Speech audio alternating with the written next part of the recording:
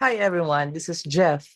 For today's video, if you're new to writing an email, tuturuan ko kayo paano magsulat ng email at paano mag-send ng email using Gmail. Let's get started.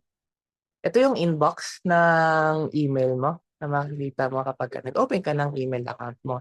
Now, how do you start writing an email? Click mo lang yung upper left corner, itong may pencil sign, yung compose. So, click natin yan para magsimula tayo magsulat ng email natin. There you go. So, delete ko lang itong details na to. So, that is your compose window. Diyan ka magsusulat. Now, notice yung 4 different parts ng compose window mo. Meron kang recipient, meron kang subject, at meron kang malaking white space dyan. At of course, meron ka sa baba yung parang mga tab. Isa-isay natin yan. Yung unang kailangan mong gawin sa pag-send mo ng email mo is lagyan mo ng recipient. Pag click natin tong recipient, may lalabas na tatlong items dyan or fields dyan. May nakikita kang to, meron kang nakikitang CC, at may nakikita kang BCC. Isa-isahin natin anong diferensya o pinagkaiba ng mga to. Pag sinabi natin to, siya yung main recipient ng email mo. Siya yung pangunahing tao or main character, kumbaga, na gusto mong makatanggap ng email mo. For example, sa school, sabi ng teacher, I want you to send your projects in science to my email. And I want you to copy your group leader on that email. So, sino yung two? Sino gusto mong makatanggap? Yung teacher mo. For example, yung teacher, yung email ng teacher is Jeffrey. So, kunin ko lang yung email niya. There you go. Type ko lang yung email. Okay? Type niya lang, spell nyo lang. jeffrey.sumayang@etc.com. So, siya yung two. Pwede tayo mag-send or pwede tayo maglagay ng as much emails as required. Kung sabi ng teacher is gusto ko maka-receive din ng copy or ng email, yung principal, gusto ko maka-receive rin ng email yung advisor niya. So, lagay nyo lang dyan. Yan yung two. Yung main recipient, yung main characters na gusto mong makatanggap ng email mo. Kasi nga required sila. Ano naman yung CC? Yung CC is, it stands for carbon copy. So pag sinabi natin carbon copy or CC, recipient din yan, nakakatanggap rin yan ng email.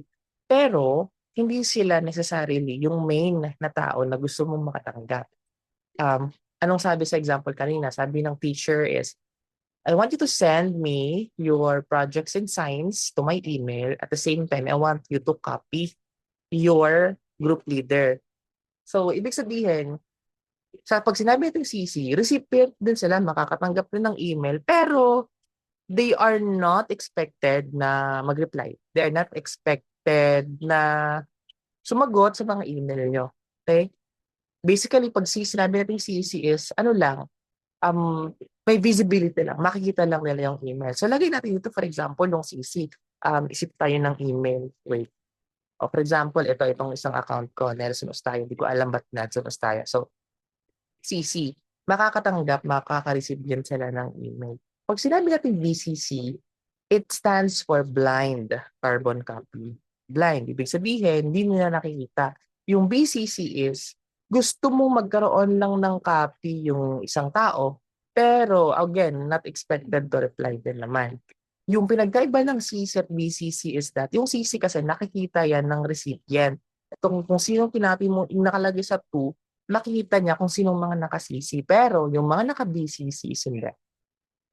Basically, yung mga naka-BCC is it's as if sila lang yung nakatanggap ng email. Pero alam nilang naka-BCC sila. So yung pinagkaiba ng mga recipients sa isang email. Yung main character, yung pinaka gusto mong makatanggap talaga ng email is nilang mga nasa to. Pag naka-CC naman, gusto mo may copy lang sila. Pag BCC naman, parang CC din. Gusto mo may copy, pero hindi sila nakikita ng iba pang mga recipients. Next naman na line is yung subject. Yung subject or subject line, that's basically is tungkol saan yung email mo. Parang title. O, sabi ng teacher, I want you to send me your project in science to my email.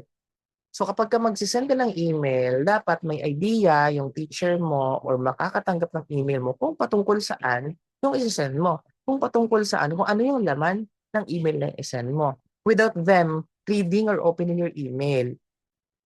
Yung hindi pa nila nabubuksan yung email, hindi pa nakiklik yung email, alam na nila kung tungkol saan kasi nakikita sa subject line yan. So, example, project in science, second quarter.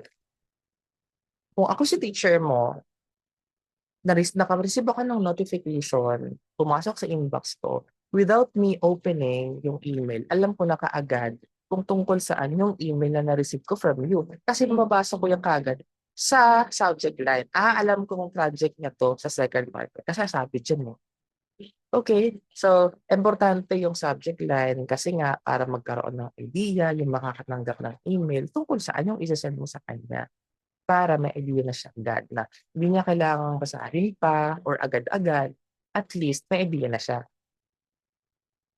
Yung next naman 'tong malaking space na 'to, diyan mo ngayon ilalagay yung email mo, yung message mo. So, parang magsusulat ka lang din ng normal letter, may salutation ka, may body of the may message ka, body of the letter, tapos meron ka ring ano, parang signature line. So, for example, send niyo sa akin na teacher niyo, sabihin natin, "Dear Sir Jeff."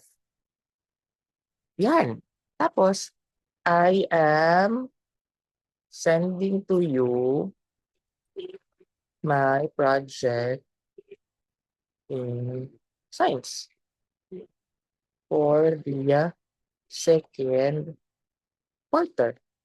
'Yan, very basic lang. So, best Jeff, 'di ba may salutation ka, "Dear sir," tapos may message ka na dun patungkol saan, tapos signature mo, best Jeff. So, yun yung third part. Importante yung malaking space na yan kasi diyan may susulat kung saan yung email mo. If it's letter, if it's your project, so ilagay mo lang diyan. Ngayon, may isang bagay pa tayong dapat na malaman din. What if may ilalagay kang picture? For example, yung project niyo is mga pictures of different habitat na animals na may makita sa bakuran niyo, 'di ba? So, paano mo ilalagay sa email? May makikita kayong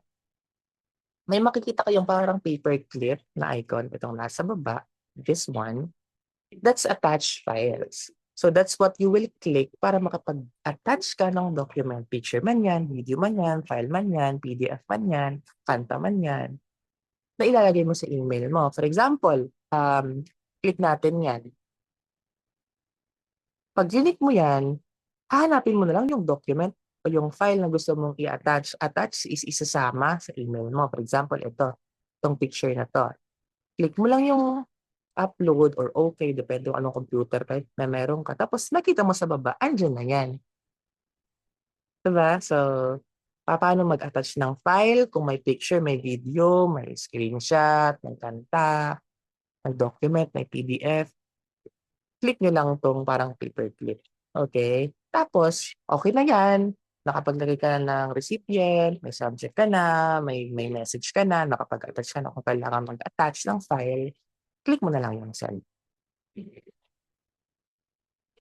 And then after a few seconds, marireceive na yan ng recipient. No? So that's how you write an email using Gmail.